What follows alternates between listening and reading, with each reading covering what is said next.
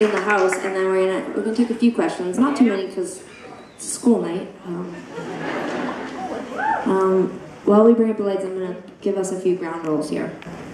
We've been doing these all across the world, and there's a few questions that we just are gonna outlaw, and they're not ones that you think, they're actually silly ones, but we just I feel like there was like almost a riot at the Melbourne solo show because a few people at the end asked questions that were totally awesome, but I feel like maybe they were stuff that weren't necessarily as relevant for people who had other kinds of questions, so we made a list. And things like, what are your favorite books, or what are your favorite movies, or what's your favorite actor, or like that kind of stuff. Sarah and I are going to post like a comprehensive blog about our favorite movies and books, and like it's impossible for us to narrow it down, and it's so we're just going to write it down and we're going to put it up on our website.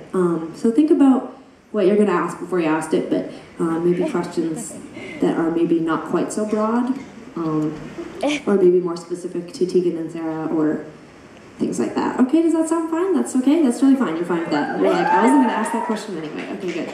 So I need maybe the house lights up more, or the stage lights down more, because I still can't really see the audience, so I have to be able to see them to pick the people.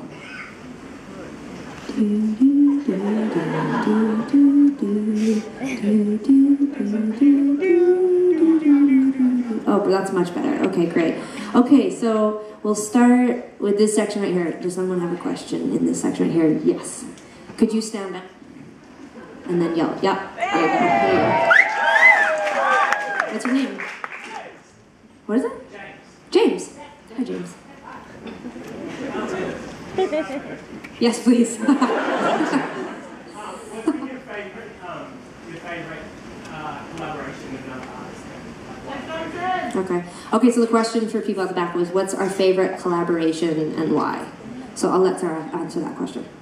Well, interestingly, we've only recently started collaborating with people because I guess we're just not we didn't think we were good at it, or people didn't ask us, or I don't know. I'm friends with a lot of musicians, and a lot of musicians love to jam out on sessions with each other. Like, they'll come to town and they'll be like, come up and freestyle or play violin, and you're just like, what? No, I just want to watch the bag over my head. It just, I always felt very awkward. I'm not totally sure why. Probably partly just that Tegan and I were so comfortable with one another that it's really, there's a I guess a fear that you'll fail or that you'll ruin somebody else's music, whereas when it's your own music, I mean, it just happens all the time and you're just used to it. But truthfully, when we started collaborating in the last couple of years, I really felt like it was a great signifier that we had become more professional on music quotations, because the show so far may not actually be professional. But, anyway, so for me personally,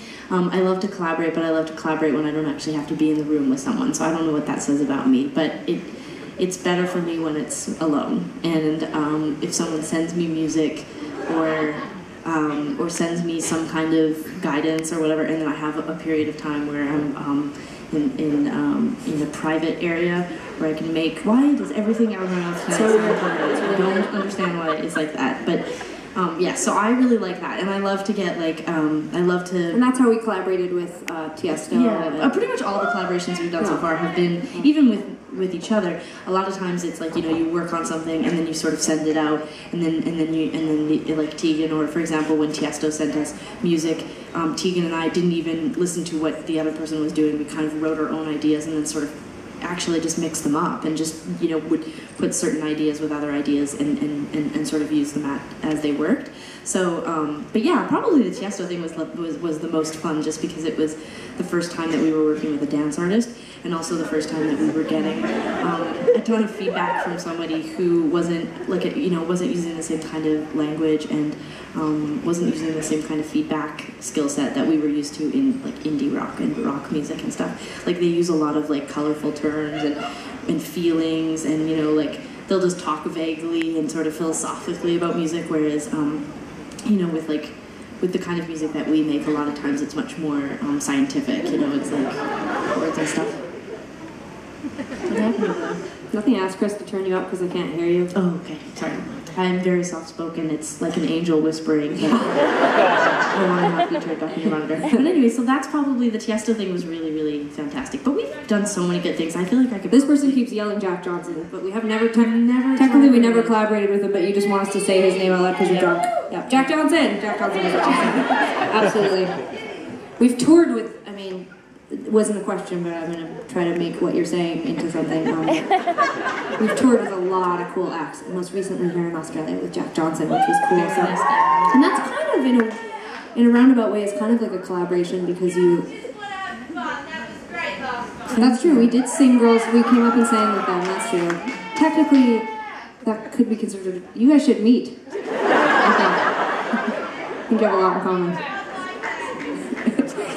Yeah, we got to play Girls Just Want to Have Fun, which was amazing. We actually toured with Cyndi Lauper 2 years ago, and she made us come up on stage and sing True Colors, and it was so hilarious every night because she would turn around and like she would forget the words to her own song, and she'd be like, "You sing it," and I'd just be like, "It's Cyndi Lauper, how do you say no?" But I would be like, "I don't know the words either."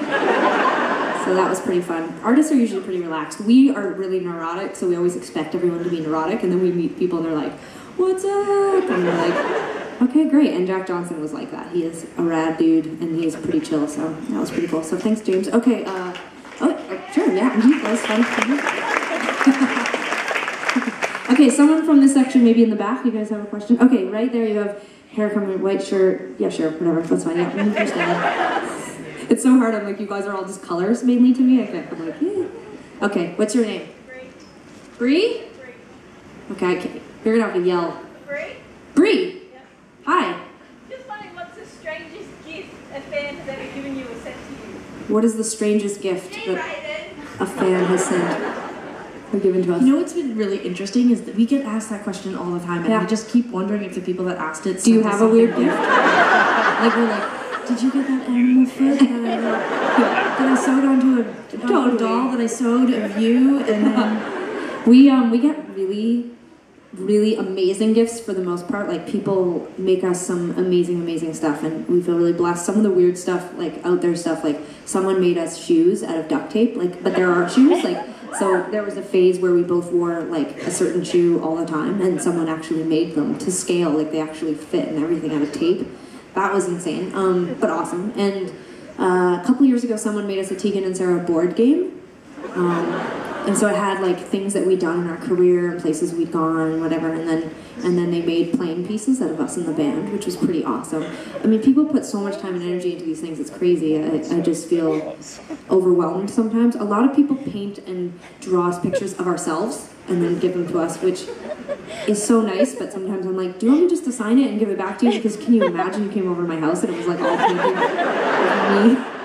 But I just learned recently, we toured with Paramore, this great band from America, and all summer, really nice, such sweet people, and they keep everything that their fans send to them, and they all have rooms in their houses, like that's just full of fan gifts, and I was like, I need to move somewhere cheaper because my apartment is so small, I can't even imagine where I'd put it all, but I keep my favorite stuff, and then we have a storage unit we put stuff in as well, so, but, you know, we get some pretty awesome stuff. People send us books and DVDs. I mean, I just sometimes I'm like, don't send us stuff. I feel so bad. You guys are all so generous with your time and your energy, and you buy our music, and that's kind of all we need. But all the gifts are really nice too. So, but nothing creepy. People send food sometimes, and I'm like, no, I'm not gonna eat it because it's dangerous. But there is a woman in the States who makes us cakes, and she makes them themed. So, like, we got an alligator cake once. It was like a big alligator. So that's kind of cool. So yeah. Okay, how about in this section, the boat? Okay, way at the back. Yeah, you. Yep. When do you write songs like the Oh my God, hold on 1 second. So many voices at once. The lovely person standing up. Yes.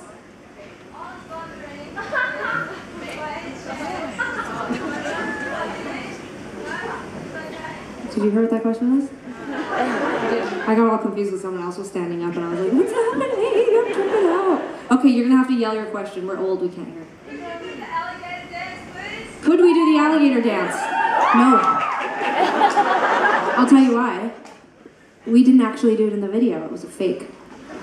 They filmed us doing a few moves like this, and then they hired body doubles who did the whole dance. That's why we're backwards in the whole video, is because you never see our faces because it's not us dancing. Can you imagine us bitches dancing? Oh, no. Honestly, though, I'll tell you a fun fact about the Alligator video, though, is that one of the dancers in the video who plays Sarah, we actually grew up with. She went to a different high school than us, but we were friends in high school, and she showed up at the shoot, and we were like, what the heck? And she was hired to be Sarah's body double, and she's a great dancer. She's a good Good bum. You know what's interesting to me is like the person who said, "Can you do the alligator dance?" Can you do it? Don't take this the wrong way, but Do you know it? Can I just? I just want to know if she knows it. She probably doesn't, but she probably is the type of person that you'd go home with on a date, and she'd be very bossy. She would be like, "We're going to play a game now. We're going to dress up as a cat, and I'm the veterinarian." There's underage to go. Settle down. Do you know the alligator dance? You don't know it? It's you. The person. It's that very I'm talking difficult. to, I don't think it's the person that asked. Yes, right there. She asked the question.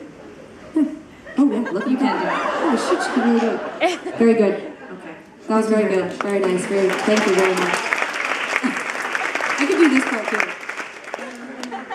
It's not even my part in the video. Okay, someone from the boat section. I'm just picking randomly. Yeah, the person jumping up and down, that you are officially the next person. Yes. I have a question. Perfect.